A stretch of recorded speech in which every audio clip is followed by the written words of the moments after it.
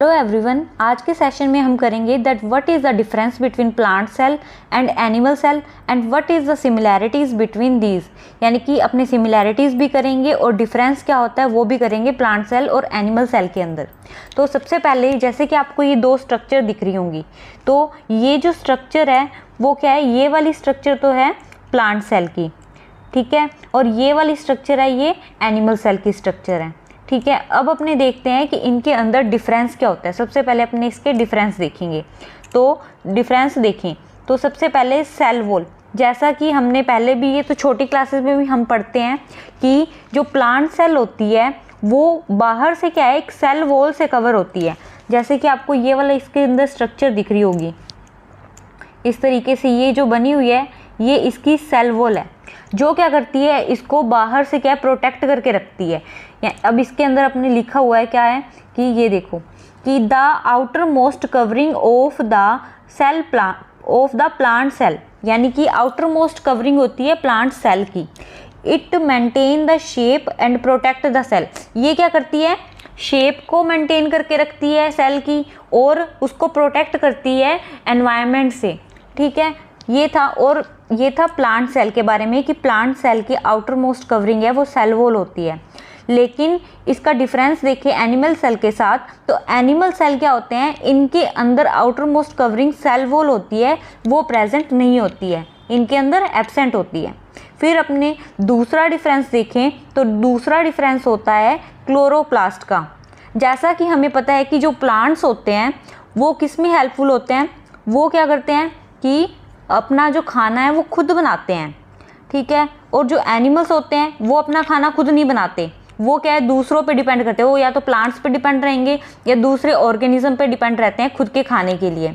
लेकिन प्लांट्स ऐसा नहीं करते हैं। प्लांट्स के अंदर क्या है, क्लोरोप्लास्ट नामक एक संरचना होती है, यानी कि एक स्ट्रक्चर होती है जो क्या करती है, फोटोसिंथेसिस करके अपना खाना खुद बनाती है सनलाइट से।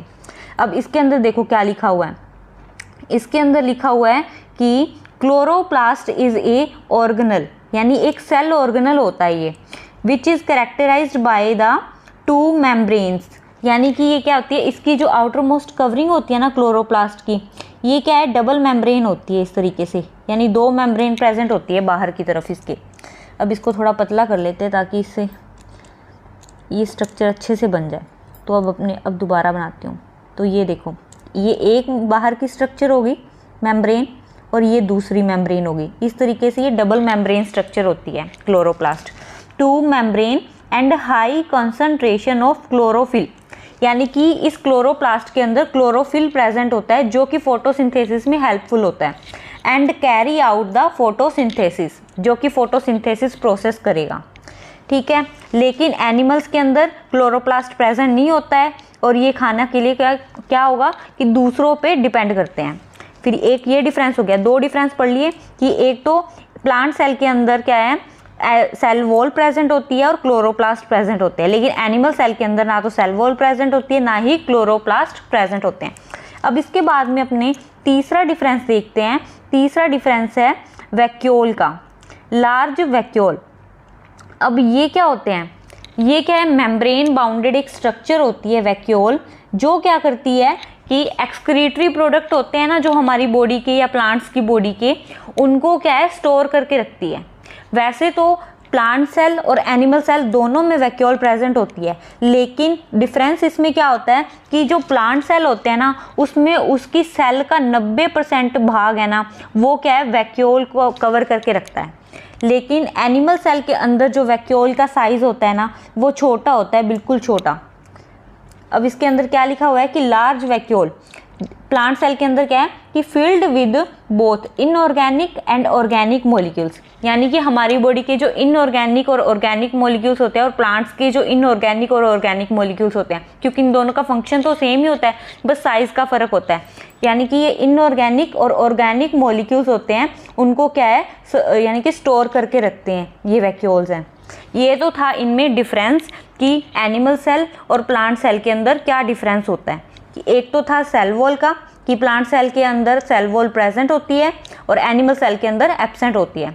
दूसरा था क्लोरोप्लास्ट का, प्लांट सेल में प्रेजेंट होते हैं, एनिमल सेल में एब्सेंट होते हैं। तीसरा डिफरेंस था वैक्यूल का कि इसमें लार्ज वैक्यूल होती है, इसमें स्मॉल वैक्यूल होती है। फिर उसके बाद में अपने इसके सिमिलैरिटीज़ की बात करें तो इसके अंदर देखते हैं सिमिलैरिटीज़ में कि इसके अंदर सेल ऑर्गेनल दोनों में प्रेजेंट हैं क्या? हाँ, दोनों में प्रेजेंट होते हैं। ठीक है, अब सेल ऑर्गेनल प्रेजेंट है, कौन कौन से सेल ऑर्गेनल्स होते हैं? एक तो होता है जैसे कि न्यूक्लियस, सबसे पहले अपने जो देख रहे हैं वो है न्यूक्लियस। अब न्यूक्लियस के बारे में जैसे कि हमने पढ़ा है कि ये प्लांट सेल में भी होता है और एनिमल सेल के अंदर भी प्रेजेंट होता है। तो ये न्यूक्लियस क्या होता है? ये सबसे मेन सेल ऑर्गेनल होता है बॉडी का, यानी कि ये क्या करता है? Nucleus is the control centre. ये क्या करेगा? पूरे यानी कि पूरी बॉडी को कंट्रोल करने का काम कौन करेगा? न्यूक्लियस ही करता है। तो इसको कंट्रोल सेंटर कहा जाता है of the cell. It is the largest organelle, यानी कि एक सेल का कंट्रोल सेंटर है जिससे क्या ये पूरी बॉडी के फंक्शन को कंट्रोल करता है। फिर तो ये सबसे लार्जेस्ट ऑर्गन भी होता है, ऑर्गेनल भी होता है, यानी कि जो जितने भी सेल ऑर्गेनल्स हैं उसमें से जो न्यूक्लियस होता है वो लार्जेस्ट सेल ऑर्गेनल है। और ये इंपॉर्टेंट पॉइंट बनता है कि ऐसा पूछा जा सकता है कि largest organelle of the cell is, तो इसका आंसर क्या हो जाएगा? न्यूक्लियस। फिर उसके बाद में सेकंड सेल ऑर्गेनल, ये दोनों, ये यानी कि प्लांट सेल में भी था न्यूक्लियस और एनिमल सेल के अंदर भी था। और फिर राइबोसोम की बात करें तो राइबोसोम भी क्या होते हैं? प्लांट सेल के अंदर भी प्रेजेंट होते हैं और एनिमल सेल के अंदर भी प्रेजेंट होते हैं। तो ये राइबोसोम क्या होते हैं? छोटी नॉन मेम्ब्रेन बाउंडेड स्ट्रक्चर होती है, यानी कि इसकी चारों तरफ मेम्ब्रेन नहीं होती और बिल्कुल छोटी सी स्ट्रक्चर होती है। ठीक है, ribosome is the minute particle, यानी बहुत छोटा पार्टिकल होगा which consist of the RNA, जिसके अंदर आरएनए प्रेजेंट होता है। They synthesize the polypeptide and protein, और ये जो आरएनए क्या करता है? आगे जाके प्रोटीन का फॉर्मेशन करता है, यानी प्रोटीन सिंथेसिस। अब राइबोसोम का मेन फंक्शन क्या हो गया? Protein synthesis. अब इसके डिफरेंस कर रहे हैं ना, तो इसके साथ साथ में अपने को थोड़ा बहुत सेल ऑर्गेनल के फंक्शन भी क्या है इससे नॉलेज हो रही है। तो अपने दो चीज़ों को पढ़ रहे हैं एक ही साथ, एक तो डिफरेंस सिमिलैरिटीज़ और एक साथ साथ में जो सेल ऑर्गेनल है उनके फंक्शंस क्या क्या होते हैं वो भी पता लग रहा है हमें। तो ये वीडियो क्या होगी आपके लिए बहुत बेनिफिशियल होगी, इसको पूरा लास्ट तक सुनना। तो ये था राइबोसोम के बारे में, और ये राइबोसोम प्लांट सेल में भी होते हैं और एनिमल सेल में भी, क्योंकि अभी अपनी सिमिलैरिटीज़ कर रहे हैं ना इसकी। फिर अपने साइटोप्लाज्म की बात करें कि साइटोप्लाज्म में क्या होता है कि ये मान लो कि ये एक सेल है, ठीक है। इस सेल के अंदर क्या होगा कि ये साइटोप्लाज्म इस तरीके से डिस्ट्रीब्यूट होता है और ये एक लिविंग पार्ट होता है सेल का, ठीक है। तो ये एनिमल सेल में भी प्रेजेंट होता है और प्लांट सेल के अंदर भी प्रेजेंट होता है। फिर उसके बाद में नेक्स्ट सेल ऑर्गेनल की बात करें एंडोप्लाज्मिक रेटिकुलम की, तो एंडोप्लाज्मिक रेटिकुलम भी दोनों में प्रेजेंट होगा। अब अपने देख लेते हैं कि एंडोप्लाज्मिक रेटिकुलम का भी फंक्शन क्या होता है। तो endoplasmic reticulum is a network of membranes tubule involve in protein and lipid synthesis.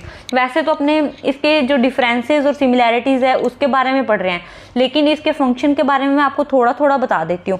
तो इसमें क्या है कि एंडोप्लाज्मिक रेटिकुलम में एक जाल की जैसी संरचना होती है, ठीक है, यानी कि नेटवर्क लाइक स्ट्रक्चर होती है, जो क्या होती है, जिसका क्या फंक्शन होता है, ये प्रोटीन और लिपिड का फॉर्मेशन करता है, प्रोटीन और लिपिड सिंथेसिस का। फिर उसके बाद में अपने को दी हुई है गोल्जी बॉडीज़। गोल्जी बॉडीज़ भी क्या है, दोनों में प्रेजेंट होगी। Golgi body is the complex of vesicle folded and folded membranes involve in the secretion and intercellular transport. यानी कि ये गोल्जी बॉडीज़ क्या होती हैं, ये क्या होती हैं, फोल्डेड मेम्ब्रेन्स होती हैं। ये आपको स्ट्रक्चर दिख रही है ना, ये मेम्ब्रेन फोल्डेड स्ट्रक्चर है, ठीक है। ये क्या करती हैं, इनका फंक्शन क्या होता है, ये क्या करती हैं कि सिक्रीशन का काम करेंगी या फिर इंटरसेल्यूलर ट्रांसपोर्ट, यानी एक सेल से दूसरी सेल के बीच में, यानी सेल के जो मटेरियल होता है उसको क्या करेंगी, ट्रांसपोर्ट करती हैं। आयंस, न्यूट्रिशन या फिर जो भी इनको मटेरियल चाहिए होता है उनको ट्रांसपोर्ट करती हैं एक सेल से दूसरी सेल के अंदर। फिर उसके बाद में आता है माइटोकॉन्ड्रिया। माइटोकॉन्ड्रिया सबसे मेन इंपॉर्टेंट सेल ऑर्गेनल है इसका। इसमें क्या होता है कि इसको पावर हाउस ऑफ सेल कहते हैं। ये अपनों ने छोटी क्लासेस में भी पढ़ा हुआ है कि powerhouse of the cell किसे कहते हैं, माइटोकॉन्ड्रिया को। ये रीट के एग्जाम में, मान लो नीट में भी पूछा हुआ है, और भी बहुत सारे कंपटीशन एग्जाम में माइटोकॉन्ड्रिया से क्या क्वेश्चन आता ही होता है जरूर, ठीक है। तो mitochondria are the organelle, they make most of cell supply to adenosine triphosphate, यानी कि ATP, एडिनोसिन ट्राइफॉस्फेट। ATP की फुल फॉर्म भी पूछी जा सकती है कि क्या होती है, तो एडिनोसिन ट्राइफॉस्फेट। यानी ये माइटोकॉन्ड्रिया क्या करता है, एनर्जी प्रोवाइड करता है हमारी बॉडी की सेल्स को। तो ये एनर्जी प्रोवाइड किस फॉर्म में करता है, ये क्या करता है कि एनर्जी को, यानी कि जो फूड होता है उसको ATP की फॉर्म में, यानी कि अपने कहेंगे कि इसको, हमारी एनर्जी को ATP की फॉर्म में स्टोर करके रखता है, जिससे क्या है कि फिर बाद में इसको धीरे धीरे एनर्जी में कन्वर्ट करता रहता है, ठीक है। तो their main job is to convert the energy, ये क्या करेगा कि हमारी बॉडी को एनर्जी प्रोवाइड करता है। तो ये था एनिमल सेल की सिमिलैरिटीज़। फिर अपने इसको एक छोटे एक इंडेक्स के फॉर्म में इसके डिफरेंस पढ़ें तो क्या होंगे कि एनिमल सेल और प्लांट सेल, ये आप देख सकते हो कि इंडेक्स के अंदर बताया हुआ है। क्या दिया हुआ है कि सबसे पहले दिया हुआ है कि प्लांट सेल के अंदर सेल वॉल प्रेजेंट होती है, जैसा कि मैंने आपको दिखाया था कि इस तरीके से, कैसे इस तरीके से एक स्ट्रक्चर बनी हुई थी, जो क्या है कि सेल वॉल किसके अंदर थी, ये प्लांट सेल के अंदर। फिर एनिमल सेल के अंदर यही सेल वॉल है वो एब्सेंट होती है। फिर अपने उसके बाद में अपनों ने प्लास्टिड के बारे में नहीं पढ़ा। प्लास्टिड क्या होते हैं, ये ना अलग अलग होते हैं, कि जैसे कि क्लोरोप्लास्ट, तो अपने क्लोरोप्लास्ट के बारे में पढ़ा है, तो वो प्लास्टिड के अंदर ही आते हैं। और वैसे क्रोमेटोफोर और ये सब भी आते हैं इसके अंदर, तो वो चीज़ अपने अभी नहीं है, लेकिन जो हायर क्लासेस के अंदर हैं और तो उसके अंदर अपने पढ़ेंगे। या फिर अपने जो 11th क्लास में सेल स्ट्रक्चर चैप्टर है एक, cell the unit of life, जब वो करेंगे तो उसके अंदर आपको कम्प्लीटली बताऊंगी कि ये जो प्लास्टिड्स हैं वो क्या होते हैं, उनकी सब यूनिट्स कौन कौन सी होती है, किसका क्या फंक्शन होता है, तो उसको वहाँ पर डिटेल में पढ़ेंगे। अभी अपने डिफरेंस कर रहे हैं तो उसके अंदर क्या दिया हुआ है कि बस इतना याद रखना कि इसके अंदर प्लास्टिड प्रेजेंट होता है और जो एनिमल सेल हैं उनमें प्लास्टिड एब्सेंट होता है। और ये प्लास्टिड, जैसे आप यहाँ पर अपने क्लोरोप्लास्ट को लेके चल सकते हैं कि क्लोरोप्लास्ट है वो प्लांट सेल के अंदर प्रेजेंट होता है और एनिमल सेल में एब्सेंट होता है। फिर ए लार्ज सेंट्रल वैक्यूल, यानी कि प्लांट सेल के अंदर लार्ज सेंट्रल वैक्यूल होती है और जो एनिमल सेल्स होते हैं उनके अंदर स्मॉल वैक्यूल होते हैं। फिर उसके बाद में अपने देखते हैं एक सेंट्रियोल स्ट्रक्चर होती है, जो क्या होती है प्लांट सेल के अंदर तो एब्सेंट होती है और एनिमल सेल के अंदर प्रेजेंट होती है। अब ये सेंट्रियोल क्या होता है, ये सेंट्रियोल पता है क्या होता है, ये ना सेल डिवीज़न में हेल्पफुल होता है। तो इसके बारे में भी अपने सेल चैप्टर के अंदर पढ़ेंगे। तो अभी फ़िलहाल समझने के लिए आप इतना समझ सकते हो कि ये एनिमल सेल के अंदर प्रेजेंट होती है और प्लांट सेल के अंदर एब्सेंट होती है। तो ये था difference between animal cell and plant cell और सिमिलैरिटीज़ भी।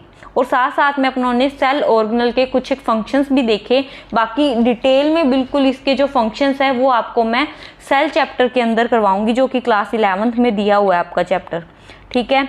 अगर आपको वीडियो अच्छी लगी तो चैनल को सब्सक्राइब करना और वीडियो को लाइक करना मत भूलना। Thank you everyone.